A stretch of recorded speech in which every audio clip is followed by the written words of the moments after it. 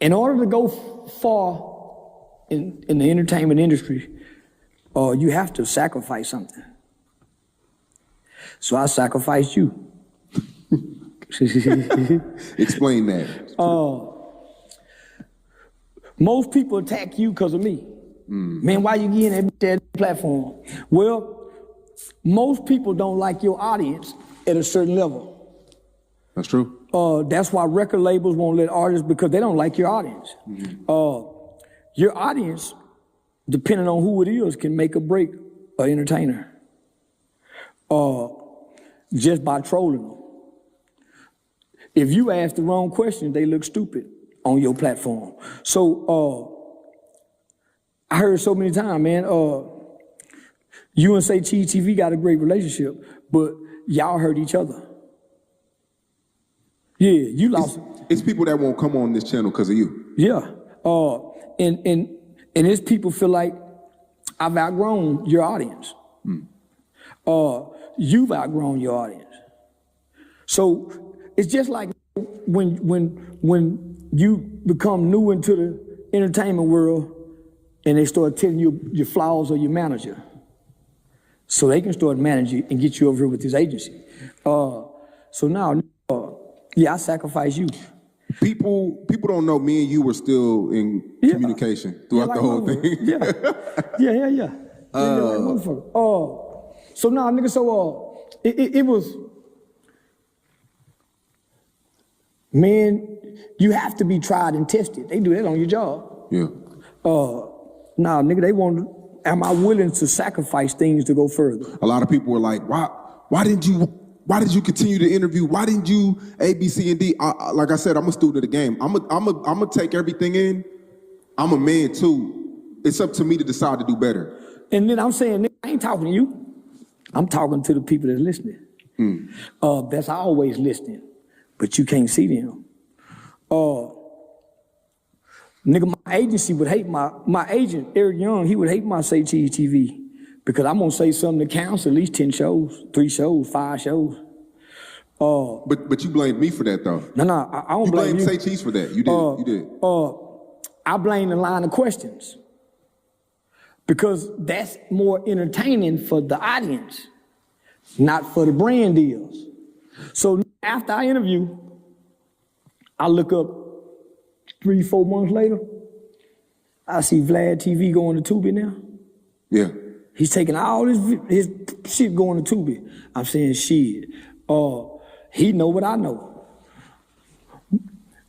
I'm saying all of what me and you got going on, we supposed to be over there. Yeah, we just had to get the our catalog right. They wanna we were already starting because I didn't want to say it on camera, but once we moved forward with that, I was gonna get with you and we could negotiate a split, but. And I think Capitol Records still owe us for that Uzi Vert shit. I just reached out to him. It's crazy. Yeah, they owe us. Yeah.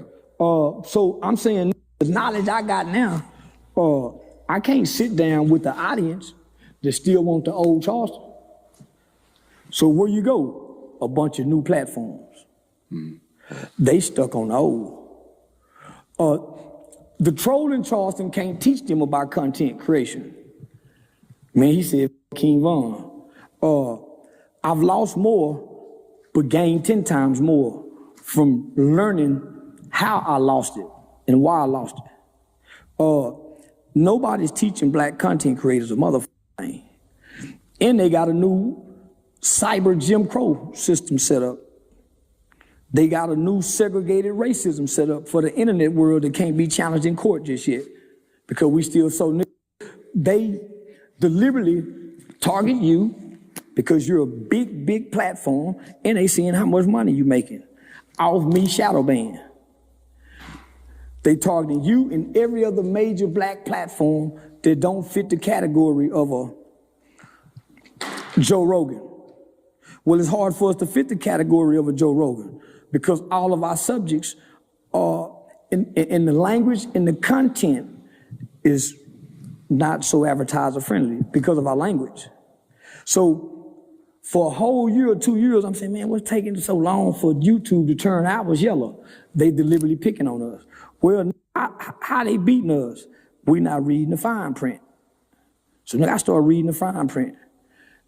Black content creators, and they do this intentionally, make less than anybody. If you look at the kind of commercials that they put on the black content creators, They pay less. They pay less. They doing this deliberately. Why? We don't understand language and terminology. And we don't understand the algorithm yet. And I'm saying, nigga, they got us. We have to do everything right. And then they come up with something new we don't know about to delay it then. So I started watching certain platforms who record me saying the most horrible things in the world, and it's uploaded with commercials on it that day. They be white people. So then the only black person I ever seen do that was Antoine Daniels. But he went and got a program to do it. So I'm saying, nigga, we losing. When I didn't know what I know, I was making $16,000 a month. Never saw 1 million views and didn't even have 100,000 subscribers. Those was the RPMs and CPNs that was high. They didn't know what category to put me in.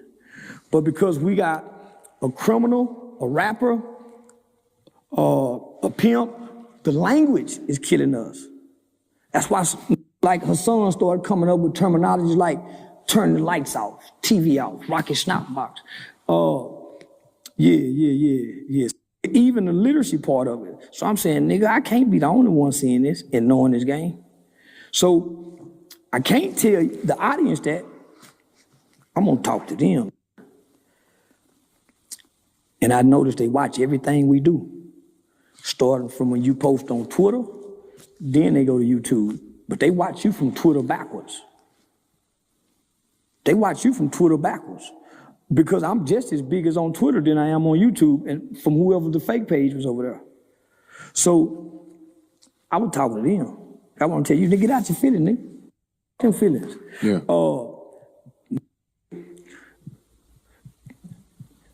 That's why Kai Sinat took a break. I Show Speed, the only one, homie. Still going full throttle because he got a team and a machine behind him that's helping him dot the I's and cross the T's. We don't. So after that interview,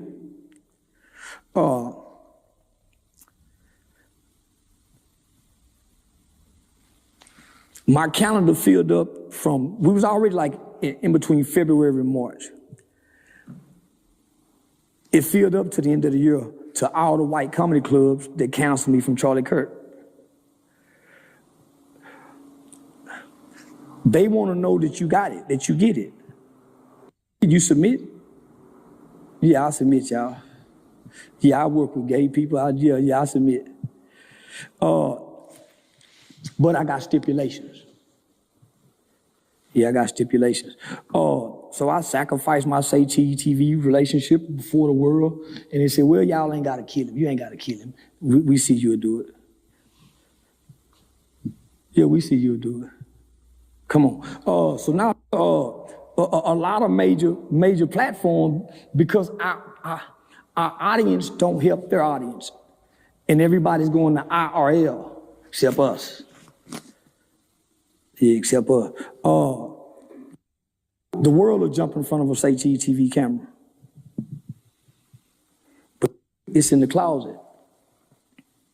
Whereas before, it used to be all around them. Chicago, this, ain't no more cameras no more. That's why the streaming niggas winning.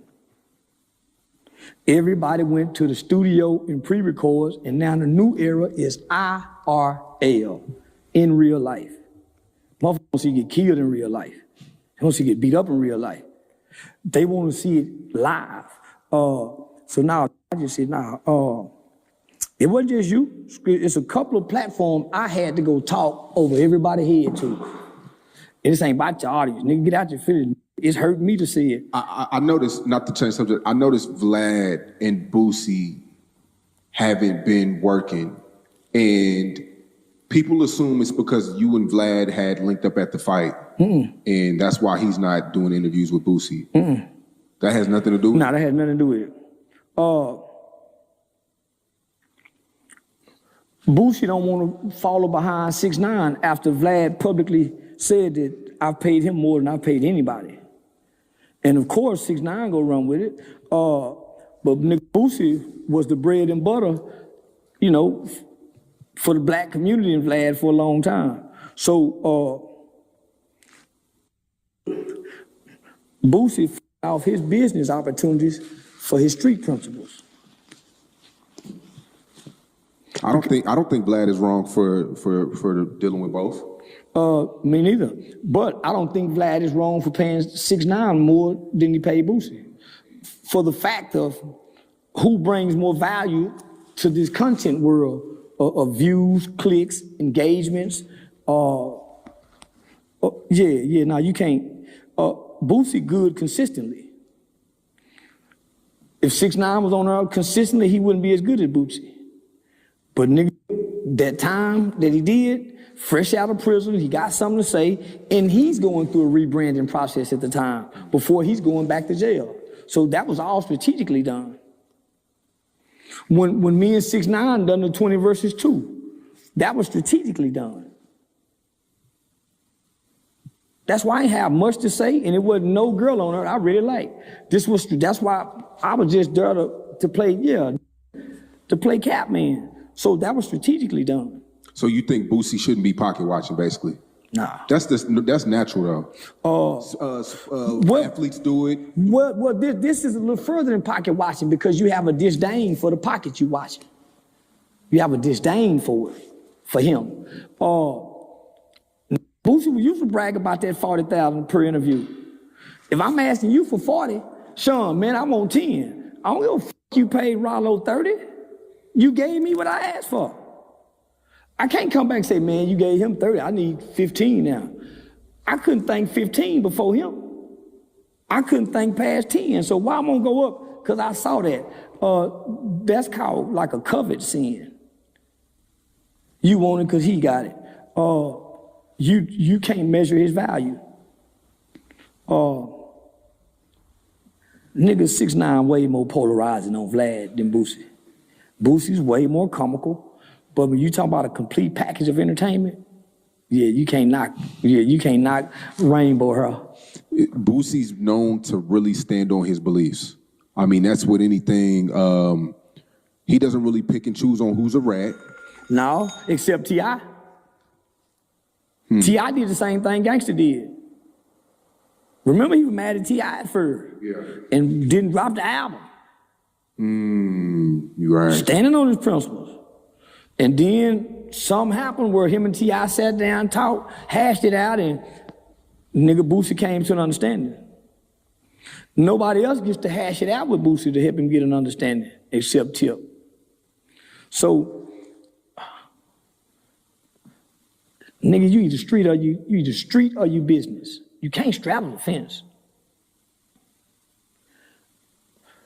The PC situation, with Kodak going to PC, would you say Kodak going to PC, that's protecting the brand?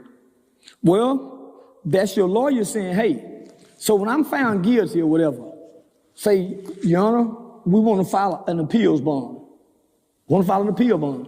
So Kodak Black and his lawyer, them, I already know Trump is the president. They done already get ready to send whatever they got to send that way. We don't need you in no trouble, Kodak.